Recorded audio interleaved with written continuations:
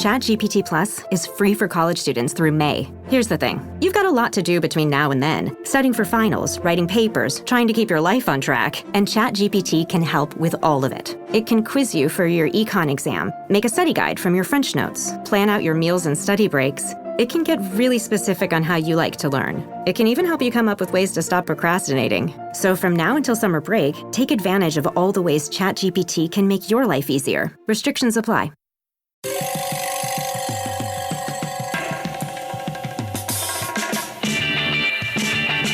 This is Cop Talk, talking crime, cases, and backing the blue. Now, here are your hosts, Captain Ed Mehmet and Detective Kevin Schroeder. Hello, everyone, and welcome to another episode of Cop Talk. I'm Kevin Schroeder, and I'm here with my co-host, Captain Ed Mehmet. Hello, everybody. Great to be on the show again today with our distinguished guest, who Kevin will introduce shortly. So today's guest is Matt Frank. Matt Frank is a retired homicide detective from Mount Vernon Police Department. He's also the chairman of the Westchester Blue, BLUE. And he's also a good friend of mine. I happen to the privilege of meeting Matt through a mutual friend of ours at many fundraisers that actually Big Pussy Vinny Passatori was involved in. Was a mutual friend of all of us, is Steve. And that's how I met Matt Frank. We go way back, and he's been a big supporter of the Retired Detectives of New York and many other foundations. Matt, welcome to the show, and Happy New Year. Happy New Year to you, Kevin. Thanks for having me. So, Matt, can you explain to our audience what is Westchester Blue, the Blue stand for? So BLUE stands for Brothers in Law Enforcement Uniting Efforts. Okay, thank you. And can you give our audience your background in law enforcement? Sure. I was a cop in Mount Vernon, New York, which borders the 4-7 precinct. So a lot of New York City cops, a lot of Bronx cops certainly would know Mount Vernon. And so I was hired in January of 1996. I started in patrol. I moved into the street crime unit for a period of time. And then from there, I went into narcotics. I spent a couple of years in narcotics and then went to general investigations unit and eventually into the major case unit, where we investigated mostly homicides and kidnappings. And how many police officers does Mount Vernon have? Right now, I believe, don't quote me, but I believe it's about 225 to 250 maybe on record. Out of that, you have a number of guys, obviously, that are out injured and whatnot. But yeah, I believe it's about somewhere in the neighborhood of 225, which for a city that's 4 square miles, kind of tells you how busy a job that is. Oh, sure. And are the numbers down from when you were on the job?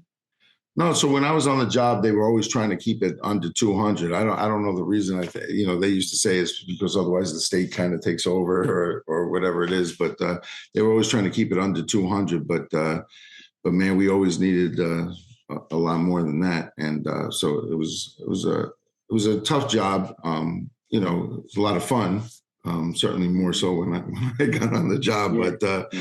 But it was, I had a lot of friends and, a lot of camaraderie because when you have a busy job like that, you guys get real tight with each other. So it was a good job with a bunch of good guys. And what year did you retire? How many years did you do? So I retired in 2010 officially. So I got hurt back in 2006, but my retirement wasn't until 2010. Captain? Yeah, Matt, as I recall, Mount Vernon was a very political department. There was a lot of crazy things going on there. Am I right? In fact, one of my dear friends, he's deceased. He was a chief for like 5 days. You remember the name Jerry Mines? I've heard the name. I never met him, but I have heard the name. Yeah. Jerry was a captain, and he went up there and he lasted 5 days. Yeah, well, listen, we've had commissioners that have lasted less than that. So. Well, if he was a boss like you, Captain, I understand why he. and then you had this other female, this Trudy LaForger, I think. Do you remember her? Oh yes, yep. She didn't last that long either. There's a lot of turnover in that department, as I recall. There absolutely is. Anyway, you were involved in a shooting, I understand, and this shooting was the inspiration for your involvement in Blue. or you're creating the blue? Well, Can you tell us about that? well, it was the inspiration for how it started to eventually become what it is today. So prior to that, we had a police officer Tom Fantry, who had brain cancer, and excuse me. So a fellow police officer by the name of Joe Kraus, who actually was a childhood friend of mine, he came to me and said that he would like to try to organize a fundraiser, what we call 1013 parties. For those who don't know, 1013 is the universal police code for officer needs assistance. And so when we do these fundraisers, we call them 1013 parties. So Joe came to me and asked me if I would be willing to help him try to organize something for Tom. And of course, I agreed. So we put something together. Joe was very familiar with some people that own some bars and stuff in White Plains, and and through my connections, through his connections, through everybody working together, we were able to throw a very successful 1013 party. We raised 6 figures for Tom and his family. A lot of which, by the way, ended up going to the American Cancer Society, I believe, because Tom's family actually, had, or his wife's family had a little bit of money. So once their bills were paid and everything was covered, they made a nice donation. Anyway, so after that, there were other smaller departments, as you know, in Westchester, there's a lot of small jobs, which have some of them even 20 cops in the whole department. So when they would come across a situation, a police officer got killed, or somebody was in dire need, we had another police officer lost his leg off the job, so it was something that wasn't necessarily covered. His medical insurance covered it, but it wasn't something covered by the job. Then, so these jobs, they would come to us and they would ask for help. So anyway, Joe and I started talking about maybe trying to organize some sort of an organization or something that can help cops. Certainly doing 1013s and maybe some other stuff. Anyway, doing these 1013s, we found that there was a lot of emotional benefit to doing it. It wasn't always so much about the money as it was for the families to kind of see how cops come together and they're willing to support one another. And certainly if it was for a police officer that was still alive, then he would be able to see that and experience that kind of support. And, Joe and I really liked that whole aspect of the whole thing. So we started talking more and more and figuring things out. Anyway, then my shooting happens, and I'm in the hospital, and my son, who at the time was 4 years old, happened to be sitting on the hospital bed with me. And I was at Jacoby Hospital. So I believe it's the 4-9 precinct over there would send every tour. They would send, two guys, whoever the sector car was, over to the hospital just to check on me, see if there's anything I need.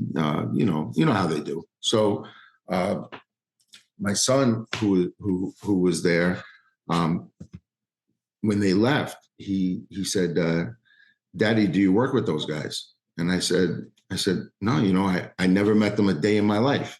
And he said, then why would they come and ask if me or mommy need anything, if I need to be picked up from school, or if mommy needed, some shopping or whatever? I said, because we're cops, and that's what we do for one another. And man, when I tell you, my son looked at me like I was Superman, like I was the most famous person in the world. And what that did for me was, as a cop, that cops do this. I mean, I've been that sector car that's gone in, and talk to a cop, and just make sure that they're okay and whatever. So as cops, we know what we do for one another. But for the families to see that and experience that.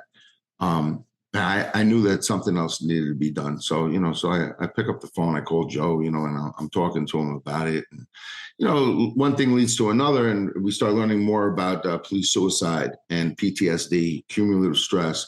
You start hearing those stories, because now, growing up, I used to hear about all these cops that would end up accidentally shooting themselves cleaning their guns. And it always boggled my mind. Like, as a kid, these are guys that, they handle guns, they know guns, they're familiar with guns. How do they always, shouldn't they be cleaning these things empty? I mean, so, and it didn't occur to me, obviously until later on when you start understanding a little bit more what that's all about. But now it started getting to a point where people were starting to talk a little bit more about police suicide and things, and certainly PTSD, not just with law enforcement, but obviously with the military and things like that. So there was more to learn. So we started getting more into that, and so that's basically how the Blue Foundation started. So I know New York City has an organization called PAPA, and which is an awesome organization, and they have a lot more. I guess I want to say support from the administration and things. For anywhere outside of New York City, it was still a little foreign. So it in a lot of cases it took a lot of convincing, and in some cases it was a no-brainer. So depending on who the commissioner or the chief or mayor or whatever that you're talking to, it would either be easy or difficult. So, we wanted to not just be like PAPA is specific to emotional assistance and everything, and that became kind of like our main function as a foundation. That's still our number one big thing that we still try to promote, and we're 99% involved in that. But there's still that other aspect of, a guy gets hurt, he's laid up. Who's going to mow the lawn? Who's going to go shopping? Who's going to shovel the snow? We'll do that. We'll go to a hospital. We'll go visit with a guy. Most of these guys, they don't really need anything, when they're laid up. They got their family, they got their brother and sister police officers. But just want everybody to know that we're there to kind of help with anything. Ladies, you'll end up shopping for your guy's deodorant, right? So try Degree's Original Cool Rush. You see, last year, Degree changed the formula, and men were mad. One guy even started a petition. So Degree admitted they messed up and brought the Original Cool Rush scent back. It's clean, crisp, and actually smells like someone you want to cuddle. And it's in Walmart, Target, and other stores now for under $4. So toss one in your cart and find out why it's the best-selling men's antiperspirant for the last decade. Degree Cool Rush is back, and it smells like victory. Subtle results, still you, but with fewer lines. Botox Cosmetic, out of botulinum toxin A, is a prescription medicine used to temporarily make moderate to severe frown lines, crow's feet, and forehead lines look better in adults. Effects of Botox Cosmetic may spread hours to weeks after injection, causing serious symptoms. Alert your doctor right away as difficulty swallowing, speaking, breathing, eye problems, or muscle weakness may be a sign of a life-threatening condition. Patients with these conditions before injection are at highest risk. Don't receive Botox Cosmetic if you have a skin infection. Side effects may include allergic reactions, injection site pain, headache, eyebrow and eyelid drooping, and eyelid swelling. Allergic reactions can include rash, welts, asthma symptoms, and dizziness. Tell your doctor about medical history, muscle or nerve conditions including ALS or Lou Gehrig's disease, myasthenia gravis, or Lambert-Eaton syndrome, and medications, including botulinum toxins, as these may increase the risk of serious side effects. For full safety information, visit BotoxCosmetic.com or call 877-351-0300. See for yourself at BotoxCosmetic.com. Clorox Scentiva smells like grapefruit. Cleans like Clorox. And feels like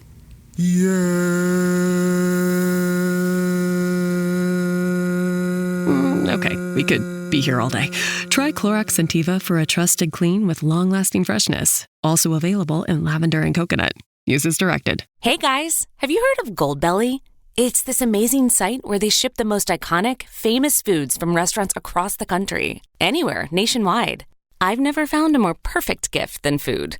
Goldbelly ships Chicago deep dish pizza, New York bagels, Maine lobster rolls, and even Ina Garden's famous cakes. So, if you're looking for a gift for the food lover in your life, head to goldbelly.com and get 20% off your first order with promo code GIFT. That's goldbelly.com, promo code GIFT. Hey, Matt, you mentioned you mentioned Papa. So for our listening audience, the audience should know that Papa, their main objective is to prevent suicide. And they are available 24 hours a day, and they're usually police officers that have been trained in suicide counseling, and they have 24-hour coverage you can call. I can't remember what the acronym stands for, the POPPA, but I know the PO stands for police officers. Anyway, you've explained what your mission is, and some time ago we interviewed someone who does what you do from Las Vegas, and the story is quite familiar. In fact, this guy, I don't know if you know what I'm talking about, but he had no coverage. He was injured in the line of duty, had a heart attack, I believe, while on duty, and there was no. The city would not pay for his medical bills, and we were, Kevin and I were shocked because I don't know how it is in Mount Vernon, but New York City Police Department certainly pays for your medical bills if whatever happened to you happened on duty. So there are other groups out there like yours. And your story rings a bell with the Las Vegas agency that I'm talking about. Yeah, no, there's I think I do know who you're speaking about, and it's amazing when you come outside of New York, to see the lack of support, and I don't always mean emotional support. But the financial support and everything, it amazes me. I guess maybe I'm spoiled. I don't know, but listen, when I got hurt, the last thing, at least at that time, the last thing that I had any need for was financial assistance. Everything was covered. Everything that had to do with my injury, of course, was 100% covered. And there are places that it's just strange like that. It's, but for somebody like that, or somebody that gets injured maybe off the job, more so is what we deal with a lot. And that obviously, you're now forced to use your own personal sick days and things like that. Sometimes. Some jobs will allow like a sick bank, some guys can donate some sick days and things, but I don't know that every job would necessarily do that, but so that creates a financial burden, which furthers the whole emotional burden, especially when it comes to someone, when you're a man, you have this, this feeling of, you have to be the provider and and that was, that's what we deal with a lot also. So, I mean, we don't have a whole lot of money, but, we try to help with what we can financially as well. So, for us, $250 donation is a huge donation, but we pushed to get a bunch of that because that'll go and help. We could put oil in a guy's tank. If a guy needs an Uber somewhere, we could pay for that, that kind of thing. If you need a mortgage payment, we can help with a mortgage payment. But unfortunately, I always say money is the necessary evil. And, that's just, how it is. So we try and try to do whatever we can, with any aspect of need. We just want to be able to provide any resource that a police officer will need, or their family. Yeah, getting back to your question, Ed, in regards to PAPA, what it stands for is Police Organization Providing Peer Assistance. That's what PAPA stands for. Police Organization Providing Peer Assistance. It's an awesome organization, and when it comes to stuff the emotional aspect of things, suicide prevention and things, they are second to none. And man, when I tell you these guys are trained and committed, I've met a number of people involved in PAPA, a lot of people that we've used, therapists and other people. These people are just awesome people, and it's just, it's another tool. It's another tool.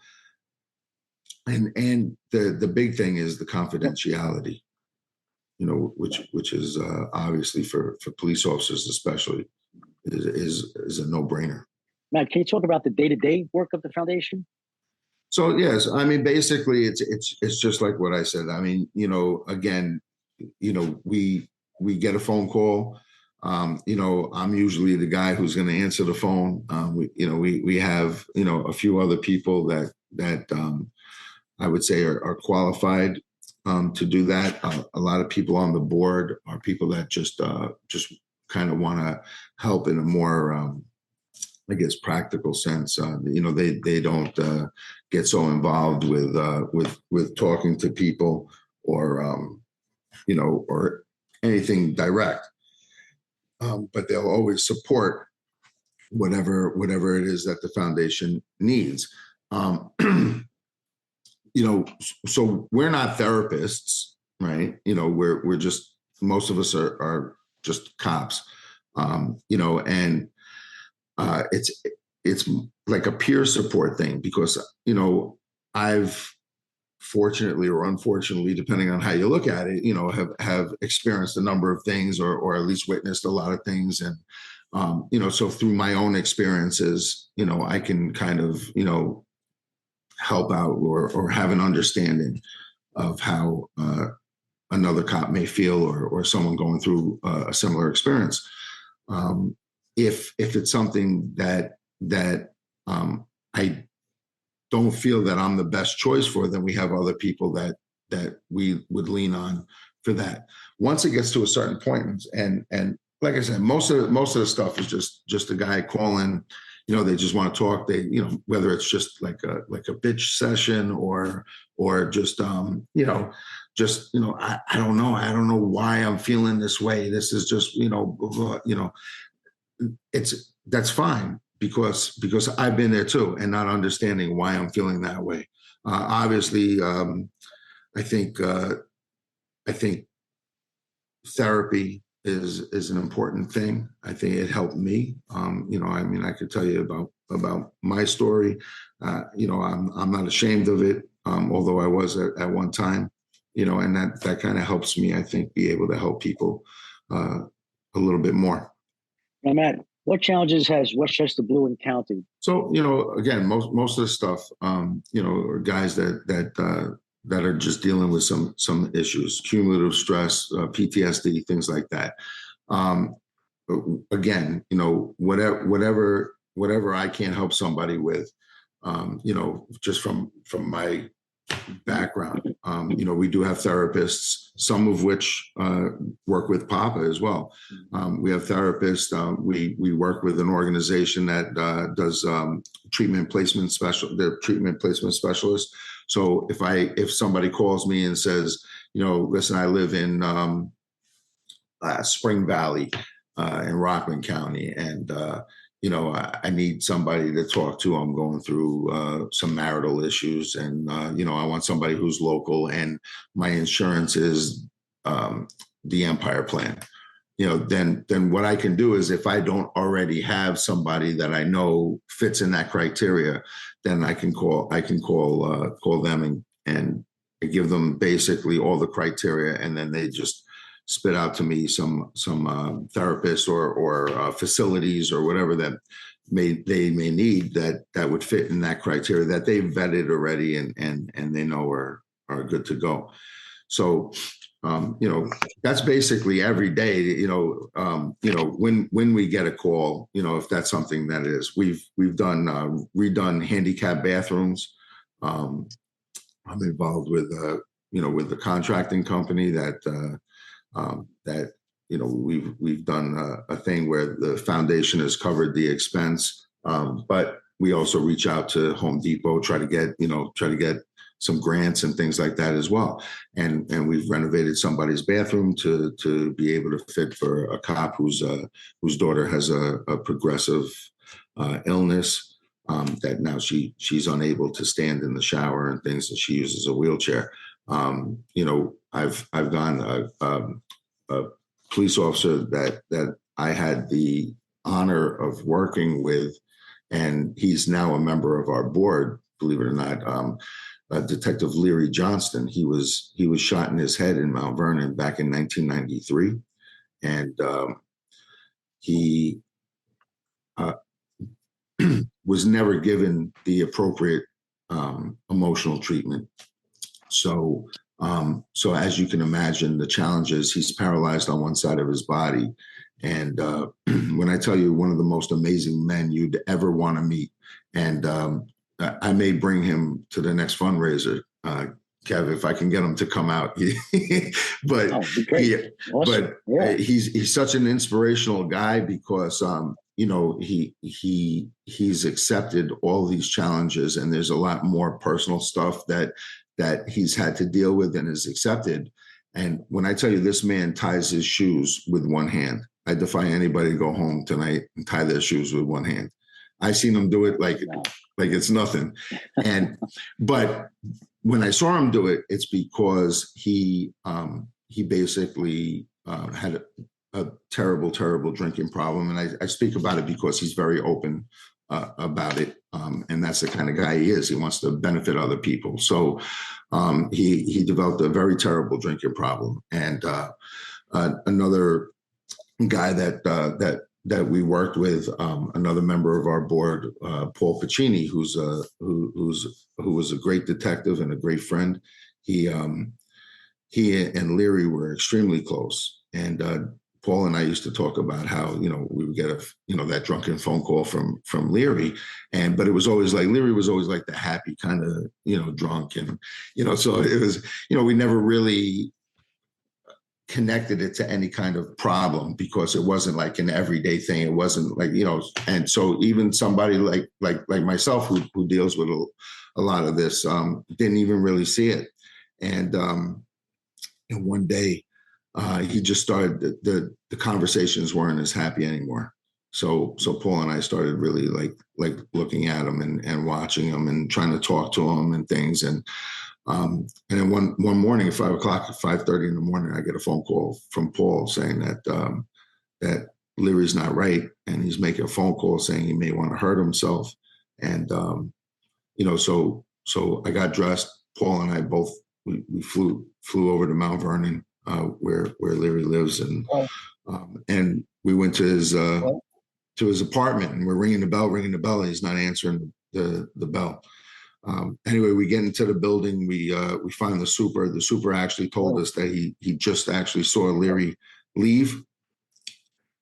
So we went. There's a bodega across the street, and so we went over there, and we see him leaning up against. There's a few people around him. He's leaning up against the roll down gate, and he's bleeding from his head.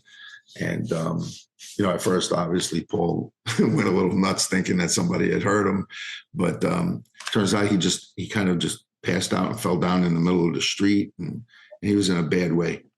We bring him back into his apartment. We get him cleaned up, and we're just sitting there trying to talk to him. And Leary, because he still has a bullet in his brain, it's still there. So he aside from the paralysis, he talks with a stutter. And when I tell you, he looked me dead in the eyes, clear as a bell, and just said to me, he goes, "Matt, sometimes I wish that bullet just would have fucking killed me." Some story, man. Some story. It's okay. So we knew at that time that we had to get him out. So anyway, long story short, we get him through some other connections and things like that. We actually got him into Sierra Tucson out in Arizona. And Paul and I flew out there with him, got him in treatment. We flew out there again, picked him up. And when I tell you, he's a whole new person, man. And, you experience something like that and it makes every day worth it. Sure does. Yeah, that's awesome work, Matt. Great work. Captain? Can you discuss any successes or great things that occurred from the foundation's efforts? Something that's very outstanding. So, I mean, Leary is probably one of the biggest things, probably more so for me because of how it hits me personally. Yeah, we've had, I'm blessed to say that we've had a number of successful things, a lot of which I can't really talk about because of confidentiality, because that's our number one, thing with our foundation is 100% confidentiality. As a matter of fact, every member of the board signs a confidentiality agreement and non-disclosure form, and oftentimes we don't even discuss with ourselves what's going on with someone, unless obviously there's a need for that, and if I need to bounce something off of somebody, then there are people that I would trust, but that's why I make everybody sign that and everything. But again, basically we put those chair climber things in people's houses. We've sent people to therapy, shoveled snow for people, made did the bathroom thing. I mean, there's a plethora of different things, but the majority of it is just basically talking to somebody when they call. I get a call at 3:00 in the morning. I'm going to answer that call. I'm going to go to a police precinct. I'm going to go to a police department. We've had that incidents, people, cops that have experienced something with, baby homicide, something terrible like that. We have the PVAs now that know to call us, and they're willing to do that. And the jobs, a lot of these jobs in Westchester, they're big on the emotional support now. Chief Bob Noble from the Yorktown Police Department is now the president of the Westchester County Chiefs Association. Always a big supporter of the foundation, and he's always been a supporter. And having the chiefs and the commissioners on board with what we do, to me, it's a no-brainer. But as those of us who understand the ins and the outs of a police administration, I don't get it, but we understand that sometimes it's not top priority. It doesn't cost anybody anything.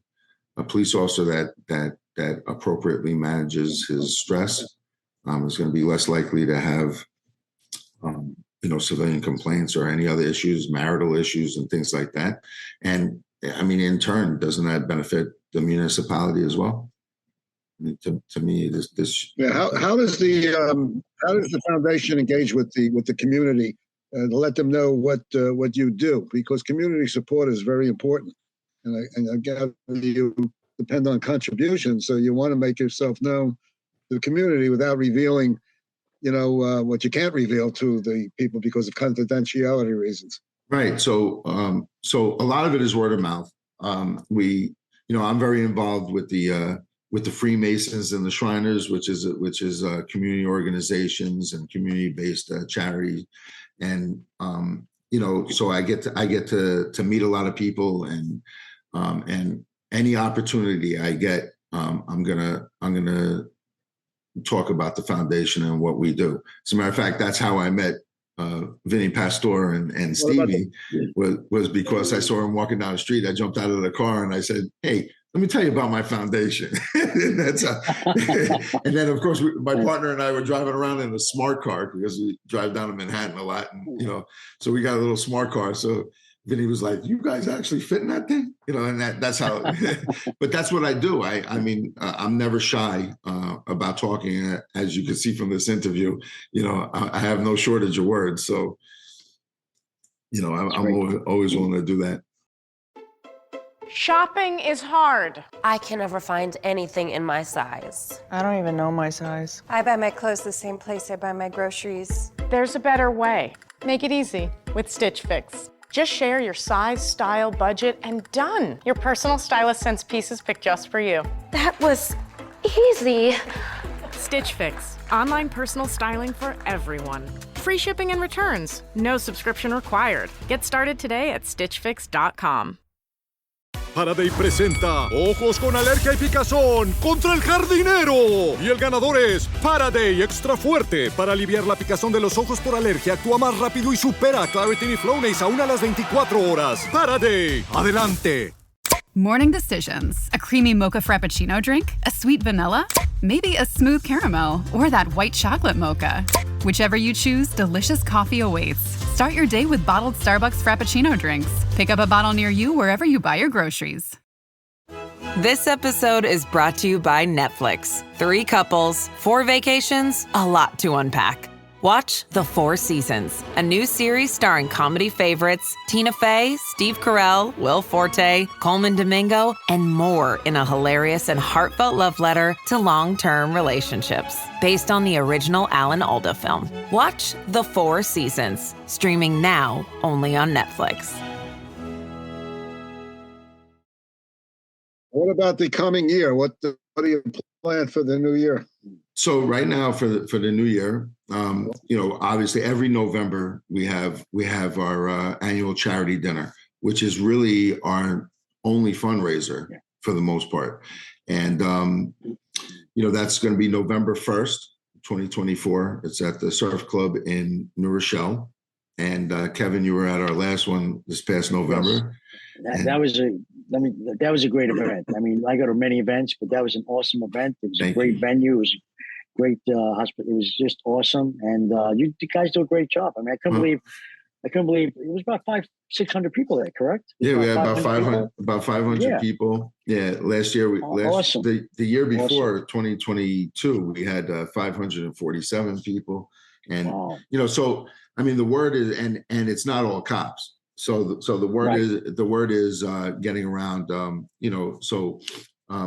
they go towards what the captain was asking a few minutes ago. The community knows, and you have a lot of organizations, community-based organizations that are very, very big on supporting police officers, especially nowadays.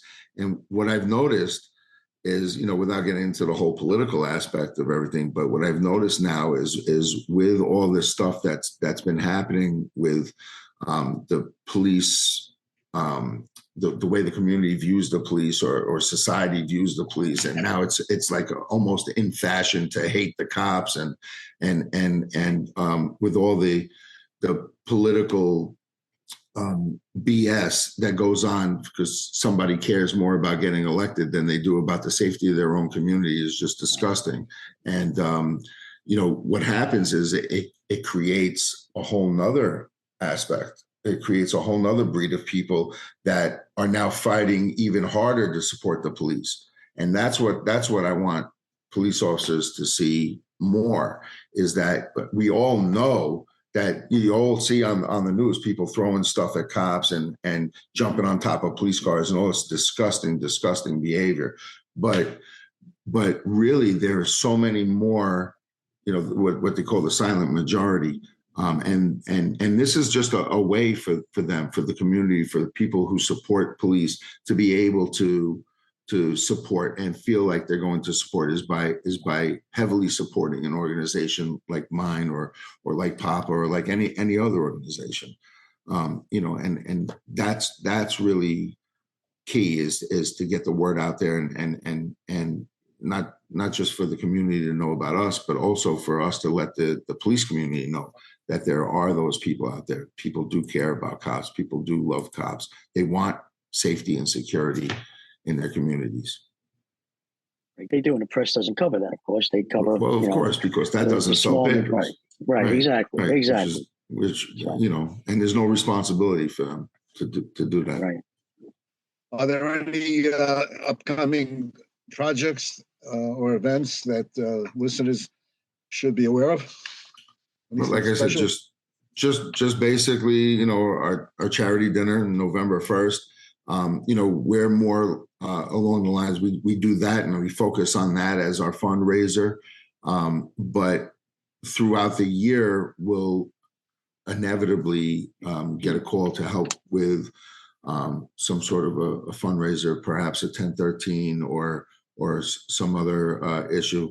We have there's a New York City DEP police officer, Clark Patura, who we did a 1013 for back in April.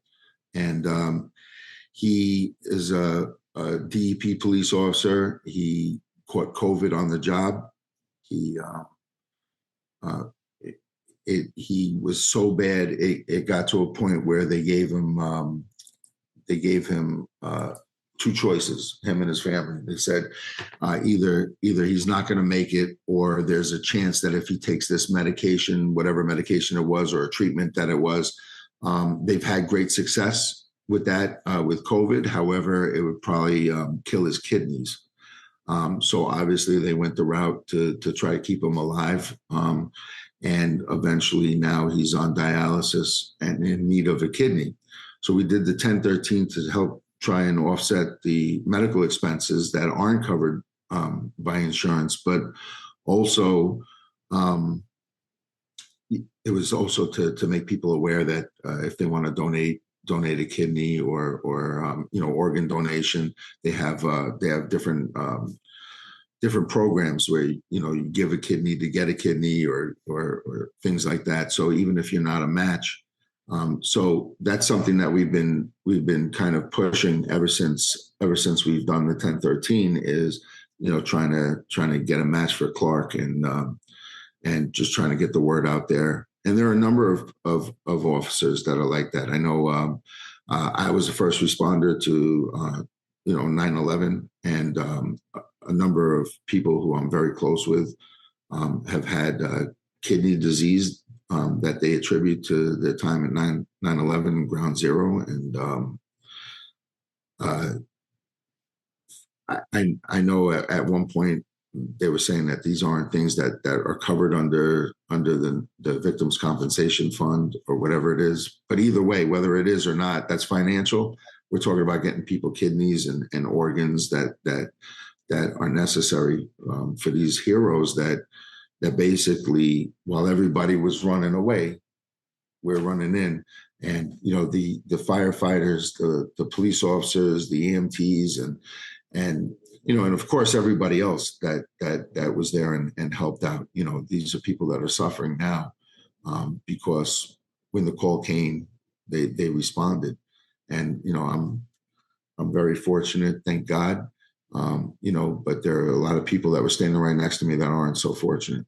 So, we have always push that agenda. So, Matt, how can people contact you in the Westchester Blue?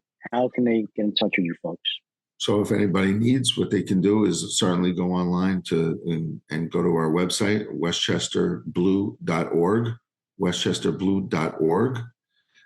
You can also call our toll-free number, which is 844-WST-BLUE. And of course, most people have my cell phone, so you can call me on my cell phone, 914-403-3933.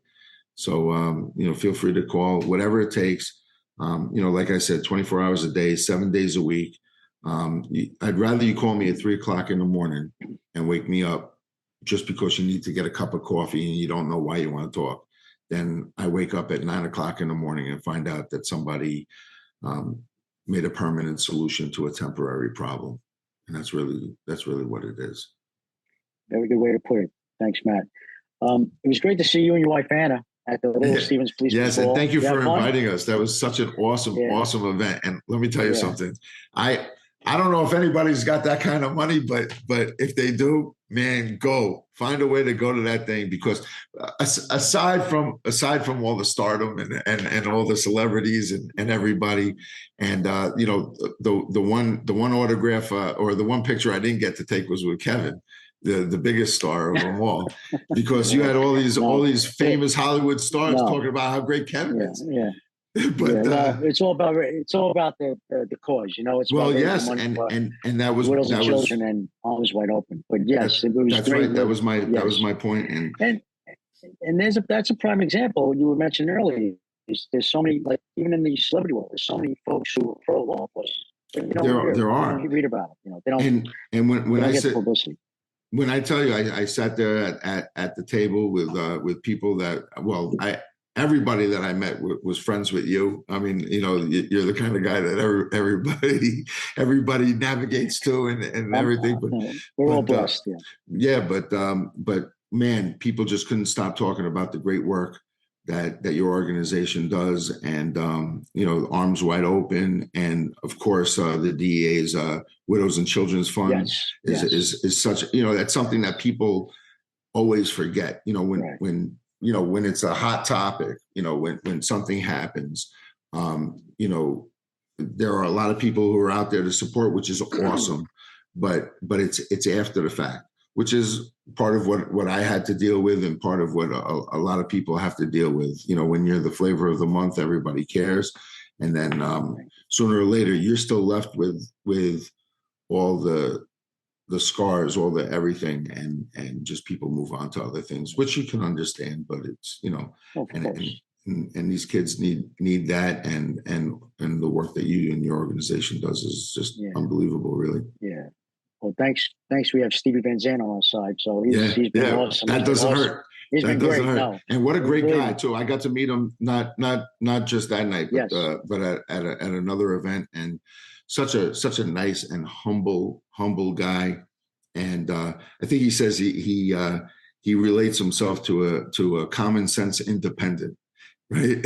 So he doesn't like to get involved in the politics of everything. It's not about politics. It's not about left. It's not about right. It's about doing the right thing. Right. And man, what an awesome guy he is. And guys like that are blessed with having an audience, and for them to utilize what God has given them to do positive things and really mean it. He's involved. He's not just the guy that puts his face on it. He's involved. No. And man, cheers to him.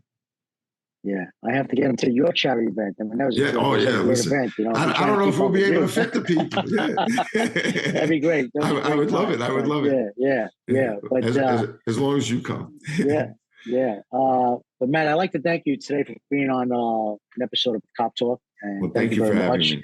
You tell a great story, and it's unbelievable what you've done, what you do, what you continue to do. With that said, if you like what you hear, please subscribe to Cop Talk.